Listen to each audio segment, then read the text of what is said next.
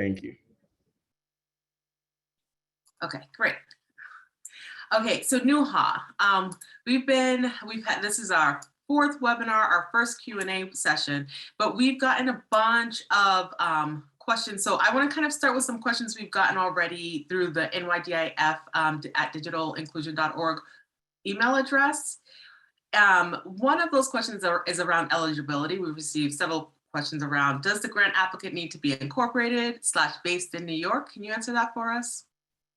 Oh, that's a great question. That's something we've been hearing a lot. And so the purpose of these grants is definitely one, to serve New Yorkers. But two, I think what's really important is that we want to kind of support the digital inclusion organizational ecosystem in New York as well. And so the leading organization for any grant that is being proposed should be a New York State based organization as well. And I know it's difficult as well in the age of remote work, what it really means to have a team or an office based in New York State. But if you can demonstrate that you have a significant presence here, either through staff being committed here or working directly with community members, we'd like to understand that as well, even if the nature of your organization doesn't have a formal physical office. We'd like to understand how you feel like you're connected to the New York State community and how you are connected as an organization in New York State. Great, thanks. And then we've received some partnership questions. So how many partners and with whom should I partner are kind of at the top of that list? Yeah, that's also another really good set of questions. My answer to that would be, to me, ideally, there's a sweet spot between 2 to 5 partners for any initiative. I think that you definitely don't want to oversaturate the partnership commitment that you have. One, because that's very difficult logistically for your execution, but also two, again, the funding, we are giving a decent amount of funding here for these initiatives, but you definitely don't want to dilute the amount of funding that you have across too many organizations if it's not kind of giving a proportional impact by doing that. So we leave that up to you. That's up to your creative control. And you'll hear me say that time and time again, but just really think strategically about how to get kind of the most partnership value for the amount of money that you're requesting and over the amount of time that you're intending to have this proposal implemented. I have 2 more questions, and then I'm going to let Vicki, who's monitoring the Q&A for us, start asking those questions. We have received a few budget questions. Budgets are hard, and so people want to know, how much detail should they be putting in their budgets? Yeah, so in the RFP guidelines, we actually give kind of an outline of what the budget should include. So if you just follow those on their own, that'll put you in a really good place if you are able to answer to each of those kind of bullet points or components of what the budget should include. But just make sure to include everything from indirect to direct cost, miscellaneous stuff. We get a lot of questions with people asking if they can use the budget to pay for food, if the proposal that you're proposing includes working with community members directly and you want to feed them during in-person sessions or something like that. Please include those kind of items as well. Nothing is automatically disqualified if it's in service of really making your initiative the best that it can be. So we are very, very flexible with what can be covered, as long as you are as long as your proposal makes you accountable for the amount that you're requesting. Just be as accurate as possible. One more question, and then I'll hand it over to Vicki. Nice. So we have I was in fact in a conversation earlier this week where someone asked, hey, so is this funding going to be available next year or the year after that? People are really excited that there's some funding available in the state of New York. So what are your thoughts about that? That's a really great question. I'll answer that in 2 parts. So the first is that this New York Digital Inclusion Fund, supported by Schmidt Futures, is time delimited. So we are, currently thinking about this as funding these coalition grants and then funding 2 rounds of innovation grants, which will eventually, run potentially until 2024. Some of these could go that long just based on the way we've outlined our timeline. So this funding opportunity is not over right now, but it does have a due date where the funding from us will probably not continue. But the purpose again of this funding is really to create or support a bunch of these pilot initiatives and connect you to other funding sources in state, local, and federal government that are coming through as well. And that's why we have our partnership with the team at NDIA to really provide you with that technical support in thinking through your sustainability plan once your grant is approved. And so we will have supports for that, but we definitely want folks to continue thinking about how they can make this sustainable going forward with the influx of federal funding coming down the pipeline. The second thing that I'll say, this is kind of an aside, is that, you know, I'm actively working with other philanthropies and private funders in this space to think through, you know, to one, just introduce them more to the concerns that you all have around digital inclusion in the state, but also to kind of onboard them on this train of really supporting these types of proposals. And so, you know, these are kind of another part of the work that I do, but hopefully these will also put folks such as yourselves in a better position when talking to funders in New York State. Thank you, Nuha. Vicky, I see you've been monitoring the Q&A. Can you start asking questions from the Q&A? Sure. So my name is Vicky Yuki. I'm with NDIA, and I've been working on this project a little bit here. So Nuha, I'm going to ask, there's a good number of questions in here, but I'm going to kind of ask them in kind of a certain order, just so that we can kind of, maybe it'll progress a little bit. So first question is, Eric Diaz asked, can we submit for both coalition and innovation grants? And if so, can we be approved for both? Yes, so my answer to that is yes, you can submit for both types of grants. And two, it's entirely possible you're approved for both. You just might not be the lead organization in one of them. You know, you could be a part of a partnership collaboration that gets approved and then be a lead for another application that gets approved. And therefore, I think it's more likely, probably. It sounds pretty difficult unless you demonstrate it with your capacity that you'd be able to kind of execute both types of grant opportunities. But again, nothing is impossible. I'm just kind of giving you my response to what I think would be the most feasible version of how you can get approved for both grants. Thank you. Good question. Yeah, and then Jamie Anderson asks, if an organization applies for and receives a planning grant in this round, would they be eligible to also apply for an innovation grant in the next round?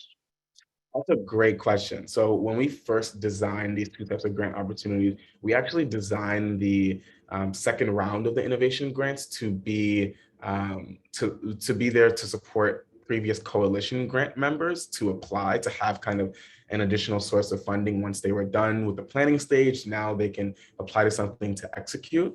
Right now, it's not as clean cut as that. And so we definitely will be looking to support new initiatives at that point as well, but really want to provide that as an opportunity for folks that do get the coalition grants to have kind of another additional source of funding waiting for them at the end. So we will encourage folks to definitely apply to the second round of innovation grants if you receive a coalition grant as well. Thank you. And then Samia Lemfadi asks, if you submitted an LOI already, should we wait on notification to proceed to the proposal submission stage? I think you answered this already in the beginning, but just want to clarify that. No, I'm really happy someone followed up on that. So yes, you can go ahead and just submit an application. That's the short answer. The longer answer is that we have kind of given notifications to folks that have submitted the letter of intent, just to say that we've received them and we've given them resources to view other folks, information about other folks who've also submitted letters of intent. And so that's really, you know, the onus is kind of on the folks writing these proposals to go through that list and see if there's anyone you're interested in reaching out to for a partnership. But again, as a short answer, go ahead and apply. Absolutely. Great, thank you. And then this came from two people, from Noel Hidalgo and Eric Diaz, both asked how many grants will be awarded? You know, how many awards for the innovation are expected to be funded and how many for the coalition are expected to be funded? Great question. So we've included a couple of details about this that might help to answer this question in the RFP guidelines for each type of grant. But for the coalition building grants, because we're kind of tying them to New York State's 10 economic development regions, we're thinking about at least 10. There are definitely good arguments to make that some regions might need more than one coalition, particularly if there are many major cities or major districts within that. So perfectly understandable. Just that's kind of a rough estimate there, about 10 at least.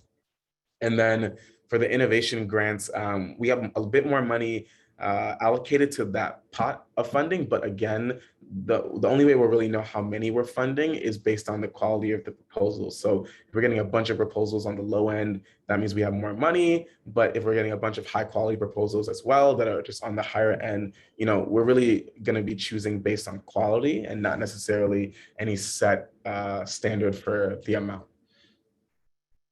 Great. And then, so this is kind of a also more of a descriptive type thing. Lisa Lee asks, my question is, can I apply under 2 different workforce regional areas? My programs serve 2 of the regional workforce areas.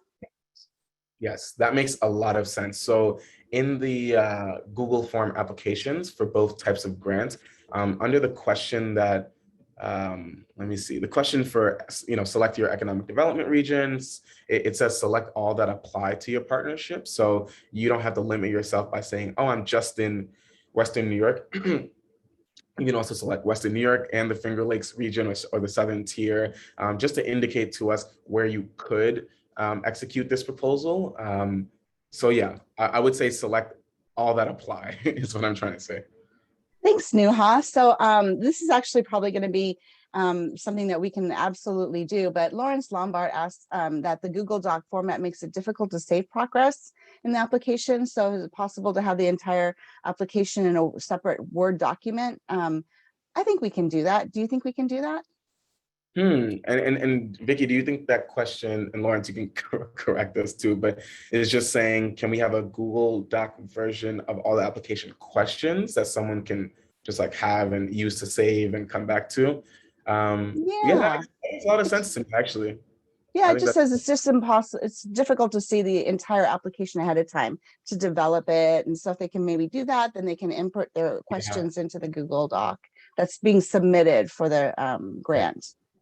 Yeah, I think that that's a good suggestion. Let's follow up on that. And the second thing I'll say is that the current way the Google Doc is set up, it saves your responses. So if you do have to exit out of it, but you've inputted some responses, once you click back in, as long as you're using the same email address associated with your application, you'll be able to see your answers again. But anyone that's having any problems with that, please let us know. But yeah, I think we can follow up with that. I think that's a great idea. Great. So let's see here. So Carolyn Ashby asks, if we apply in October and are not awarded funds, are we able to try again the second round in the spring? Did we do that one already? I'm sorry. No, I think this is slightly different. I think the first was about the coalition grants and apply second round. That's a great question. The answer is yes, and I would highly encourage you to apply again. Just because, again, this is kind of our first take at this, and so although we might receive a lot of high quality applications in the first round that we might not be able to support, we definitely encourage you to participate in the second round.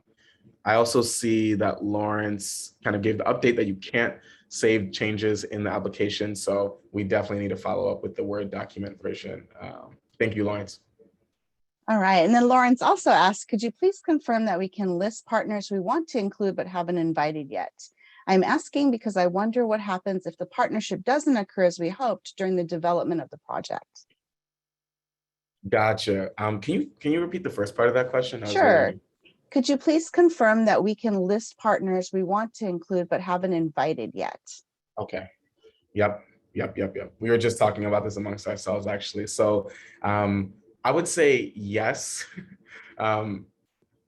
I would say yes. Even if you're submitting a proposal, you can either be specific and tell us like these are the partners that I'm going to work with, or you can tell us the types of partners you are planning to engage and get commitments from. Of course, if that's if that's kind of how your application is presented, the contingency of you receiving approval or the grant funds would be that you've executed formal partnership agreements or confirmations that these people will partner with you. And so it's not necessarily, we know you only had about a month to develop these proposals. And so don't necessarily need to have the partnerships fully baked. Of course, that's always better, just so we know that everyone's on the same page and ready to go. But we will definitely, if we are excited about your proposal, but it doesn't look like you've confirmed partnerships, we'll definitely be following up with you to just make sure that that's complete before receiving any type of approval.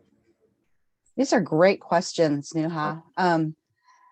Okay, so Nancy Smith and an anonymous attendee are both thinking the same lines of thought, but will you be providing feedback on applications that are, whether they're funded or not, so that they can submit a stronger application in round 2? That's a great question. We actually don't have a formal stance on that yet. I definitely understand the benefit of that question. I understand why it's being asked. So thank you, Gina. Let's just think about that a little bit more on the side as well, because especially if we're having a second round of funding, I understand how folks could really, benefit from hearing feedback about their application. We just don't have the largest advisory committee of reviewers, and so we have to think through logistically how that will work. But great suggestion. Thank you.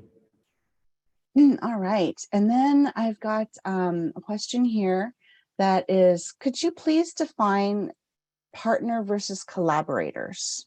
That's a really good question. No, I think it's a tough question because I don't know exactly what type of grant opportunity that person is referencing.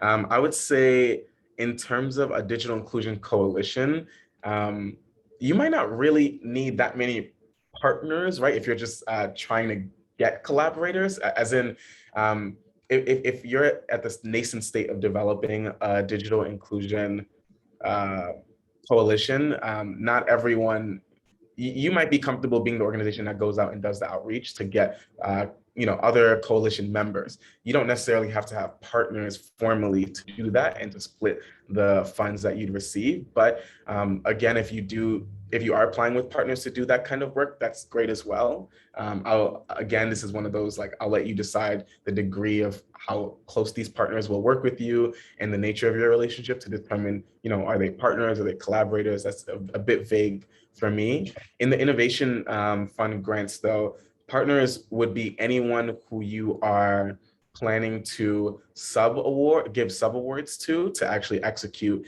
or help out with the implementation.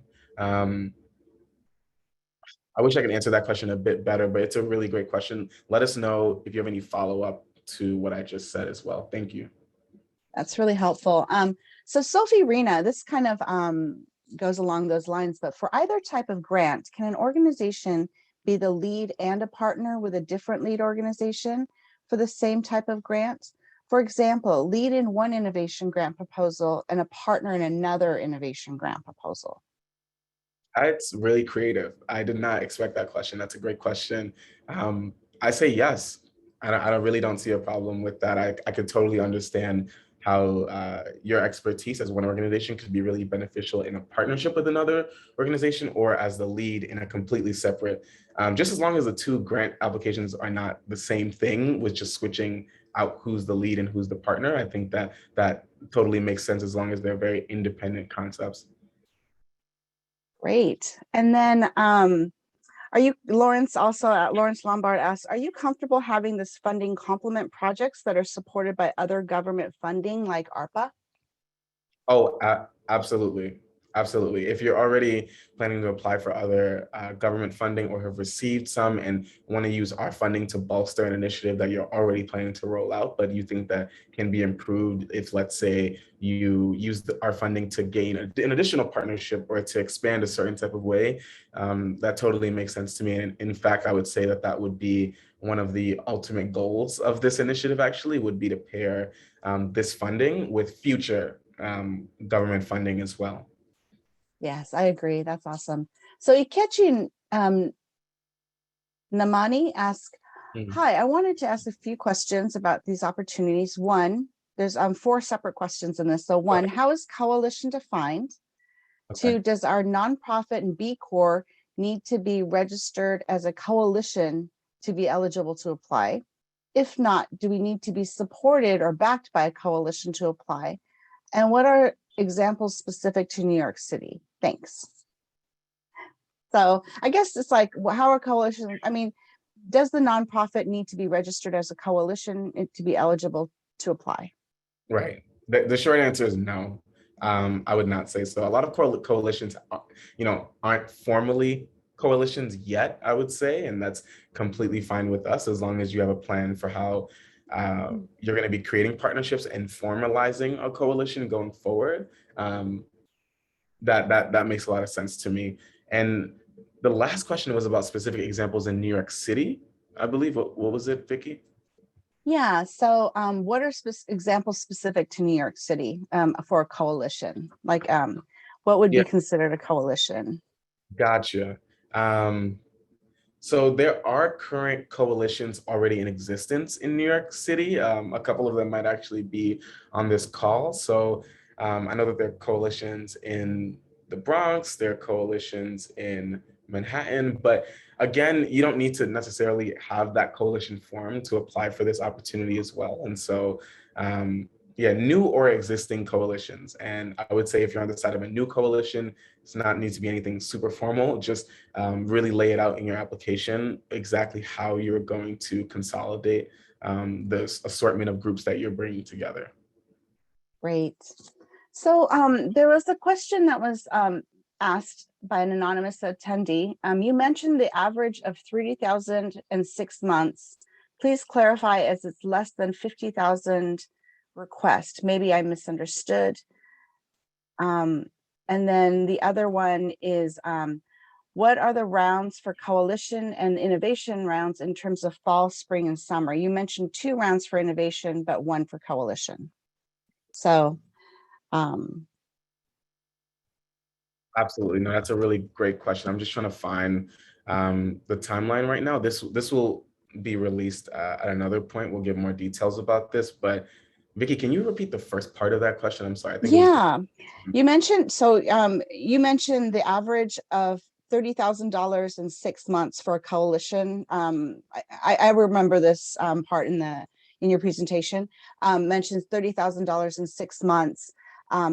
Can you clarify as it's less than $50,000? But maybe they misunderstood. So the Gotcha. 50,000, I think the difference between the innovation and coalition, I see. I think that's Right, where right. it got confusing. That makes sense. The coalition grants will be on average, $30,000 grants will be given on average for 6 months of work. And for the innovation grants, the average will start from about $50,000 to $250,000 on average for either a 12-month grant period you're requesting for, or a 24-month grant you're requesting for, whatever makes the most sense with your initiative. And then just the other one was just, there's 2, you mentioned 2 rounds for innovation grants and only 1 round for coalition, and just wanted to clarify that that's what the plan is. Exactly. So when the grant terms will begin in January. 6 months from January is June. That will be when the coalition grants will be over. And at that point, we will be in the process of accepting applications in June for the second round of innovation grants to come in. And from then, we'll have a whole new application process. So in the spring, we'll be making announcements about, hey, the second round is about to open up. In the summer, we'll be accepting formal applications, and then by the end of the summer, we'll probably have selected grantees. Is the way we're thinking about the timeline currently. Great. Okay, so let's see here. Esther Botnick asks, is training in the use of computer software an acceptable project design for an innovation grant? Yeah, I definitely think that speaks to the digital literacy angle, in this whole digital inclusion ecosystem. So Absolutely. As long as you make the case that this will support, the vulnerable populations we laid out and how you plan to do so with others, that makes sense. All right, an anonymous attendee asked, is it appropriate to engage a consultant for our work and list their fee in our budget? Yes, I would highly encourage that. And if you can't engage a consultant beforehand, but you want to use one, just Mm, please put that as a placeholder and provide, mm. a sample of what the line item will be. I know of digital inclusion initiatives in New York State that use consultants, like urban tech planning or urban planning consultants or other, device more technical folks as well. And so if it's in support of your proposal, for sure, that makes sense. Thank you. And then Nuha Roberto Robin Sullivan asks, is in-kind funding looked on favorably, and how should this be described on the budget template? So this would be, I'm assuming this means that they're getting funding from other sources or they're providing their own funding. And does the application process look upon that favorably? Gotcha. And where So should they put it, and how should that be described? that makes a lot of sense. I would say that it sounds like a great thing. We haven't thinking about it as something we would consider more favorably, but it sounds great that you already secured funding in the form of other, kind of promises or other types of support from organizations or even your own. And so that makes a lot of sense. If you can quantify it in terms of how much the in-kind funding looks like in terms of the dollar amount, please include it in your budget. But again, if it's more qualitative and you can only describe it really, then include it in your proposal as a way that your initiative's already being bolstered, or another piece of evidence for why your initiative will likely work out very well. Right. Great. And then, yeah, thank you. And then can you describe the roles that the 501c3 organization needs to fill in addition to being the lead proposer? Can the funds be managed by one of the other partner organizations within the grant team? That's a really great question. So short answer, I would say yes, yes, but let me explain this. The point of having the 501c3 is that the way Schmidt Futures is set up in terms of our kind of like legal structure, it makes it a lot easier if we're giving this money or this funding to a 501c3.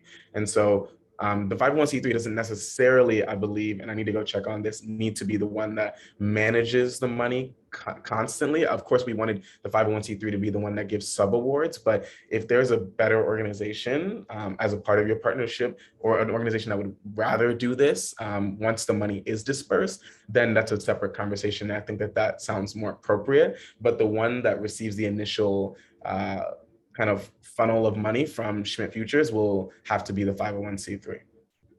Great. And then that's a great segue into Lawrence Lombard's question. Helpful for prospect funding opportunities planning. Who will the grant payment come from, NDIA or Schmidt Futures? Right. That's a great question. Yeah, the grant funding is coming from Schmidt Futures directly.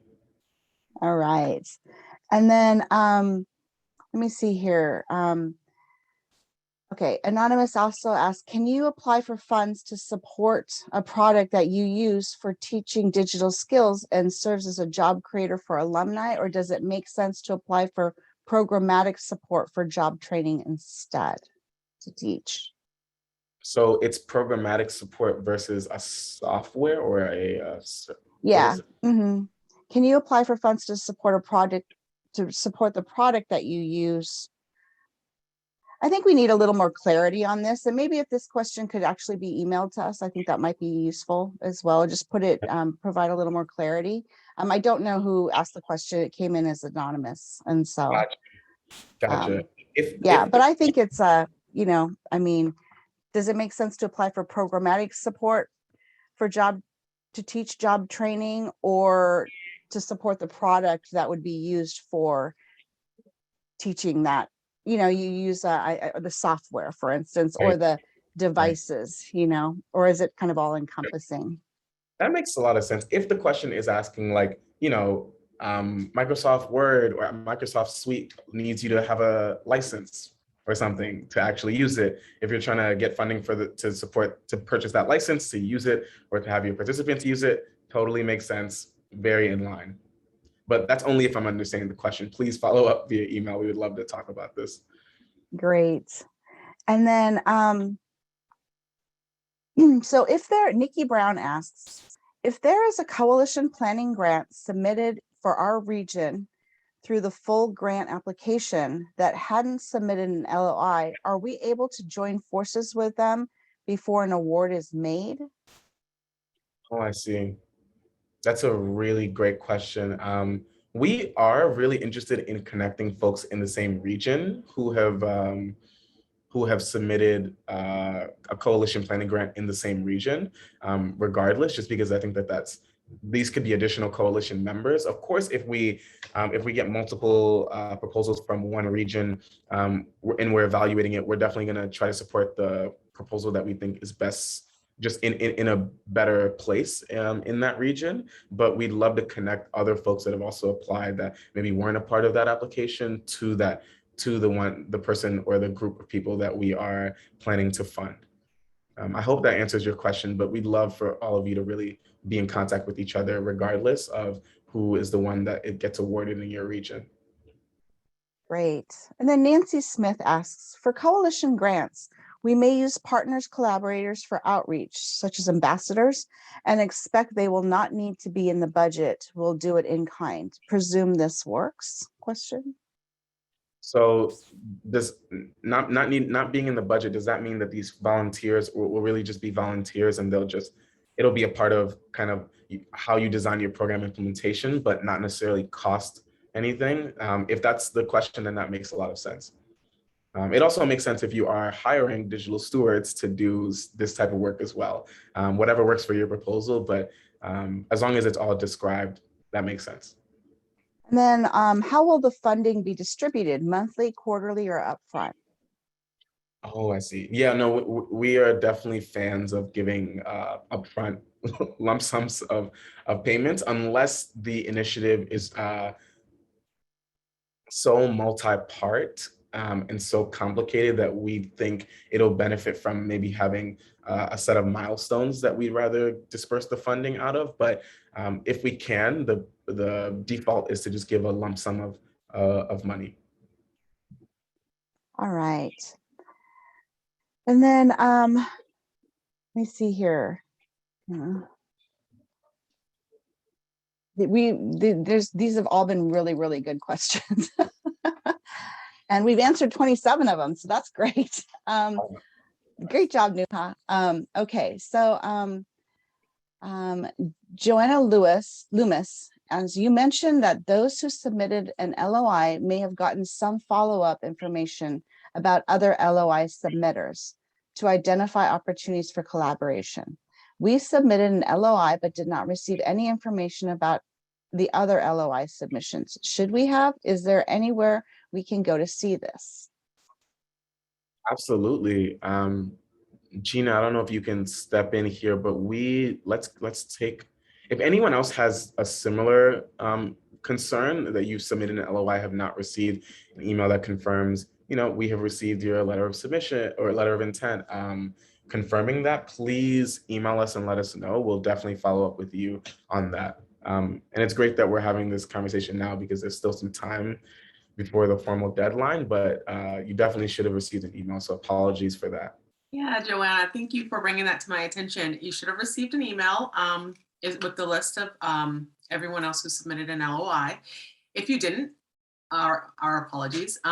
Could you submit your email address in the chat? I think that's going to be the easiest way to do this, and I'll follow up with you after this conversation. Thank you. Great question. Thanks, Gina. And then this is a good question, Nuha. What kind of reporting will be required from grantees during or after the grant cycle? That's a great question. So NDIA will serve as kind of the program managers for our grantees. And so they'll be working alongside our grantees over the entire term to set up kind of a cadence of check-ins for the entire group, but also for one-on-ones as well to provide support.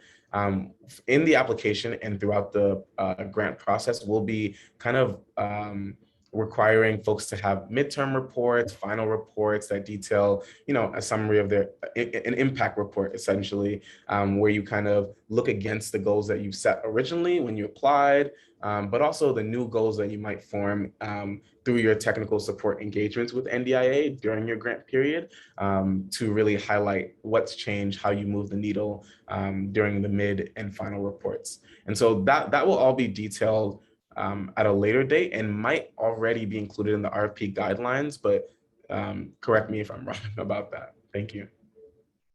All right. So Lawrence Lombard asked a technical question in the application. In the innovation grant application, if you are the lead submitting the application, do you list your organization under project team in the field organization names and name of representatives from organization one, or do you start with the other partners since your information as the applicant is already included at the beginning of the application? So do they restate themselves as an organization? Exactly. No, you would just if we're already capturing that information, you would just include the partner organizations.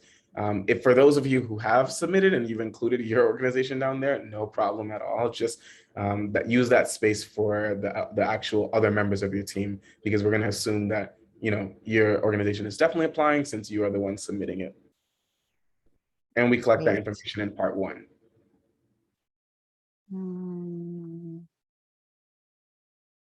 Right. Okay. I think we did that one.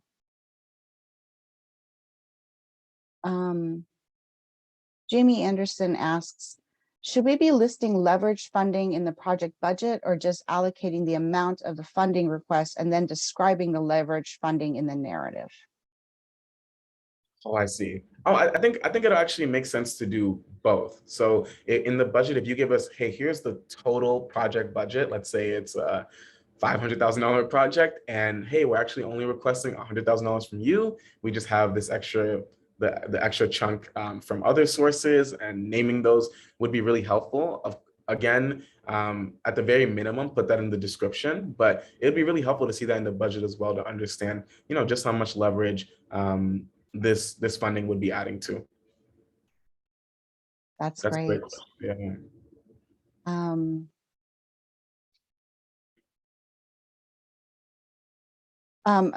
Lawrence asked a question. Thank you for answering all my questions. Are there expectations around audience reach for each grant? I see. That's a really good question. I think this question is probably along the lines of impact. So how many people, I believe, or how many, in the case of a coalition, how many other groups can we acquire? Again, that's really specific to what your region looks like. There are parts of New York State where some numbers are going to look small and some numbers are going to look big. I know that this is maybe not the most helpful answer here, but yeah, we're really trying to give you as much creative control. The initiative that you're proposing, how many people do you intend to impact with that? And how confident are you in those numbers and how you've gotten to them? We'd really, that's part of the application. That's part of what we really want to evaluate as well. So great question. This is an interesting question, Nuha. It's from Anonymous. Resending. We are seeing other organizations with whom we could collaborate on a stronger proposal. However, moving to one combined proposal would in effect dilute the potential available funding for each organization to implement their individual initiatives. Is it possible to address the collaboration aspect in the narratives, but each submit a distinct proposal?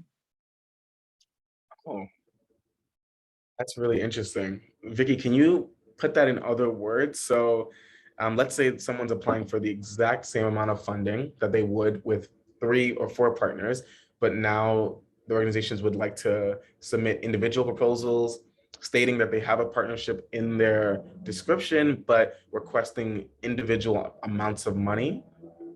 Am I Yeah, well, the way I'm reading this is that they're saying that yes, it'd be great if we could partner with all these organizations to submit a stronger proposal. Like our proposal becomes so much stronger if we had all these different elements in it and came Yes, together on it. But the funding would then be diluted because there's a maximum amount they could apply for. Whereas if they could apply separately and then reference their collaborative, would that be okay? I'm thinking it wouldn't, because we're looking at, doing, doing very specific grant, whether it's innovation or coalition to like one entity with partners. But, I think it's a good question in this. It's an interesting question in the sense that, yeah, can they apply separately from the right, collaborative that they're trying to be a right. part of? That makes a lot of sense. Thanks for answering that, Vicky. The short answer from me is no. You should avoid that and actually apply with the partnerships you're intending to apply with. But what I will say is that if you are, let's say, applying with a set partnership, but you know that if you include one extra type of partner, it would really help improve the proposal, but it would also mean that the amount of money was a lot more. Maybe include that as well as kind of like in the description is like, hey, here's a way we're looking to expand or evolve this initiative going forward, and this is how much it would cost. Just because, again, I gave averages for these numbers. It's not that it's an automatic no if you apply for a certain amount of money. It's just that we want to understand that it makes sense, and we might even ask you to scale back if we really like it that much, and it just comes down to how much we're able or willing to provide. Thank you.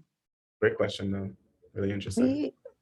So Nuha and Gina, we are hitting 5 minutes till.